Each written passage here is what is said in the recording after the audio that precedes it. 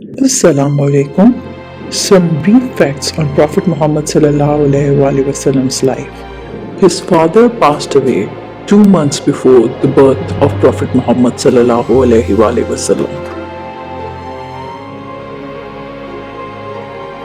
His mother passed away when he was 6 years old.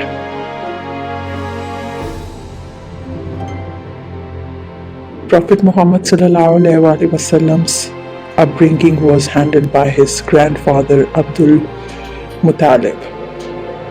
However, soon he also passed away, and thereafter Prophet Muhammad ﷺ was taken care by his uncle Chacha Abu Talib.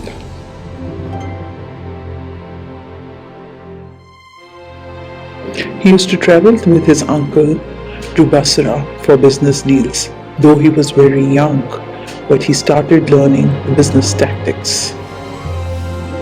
A lot of people in Makkah started calling him Amin because of his truthful nature. He met the love of his life, Khadija.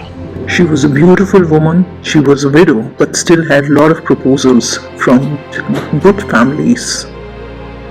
Khadija was a very rich woman. She was 15 years older to Prophet Muhammad, but fell in love with him. Prophet Muhammad visited a lot of markets and made good profitable deals for Prophet Khadija. He was fair in his dealings. Therefore, Prophet Khadija proposed him. They got married.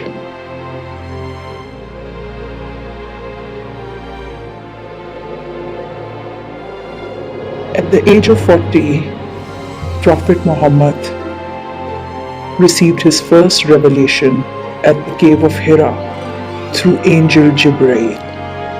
When he came home, he narrated the entire story to Khadija. She became the first lady to embrace Islam.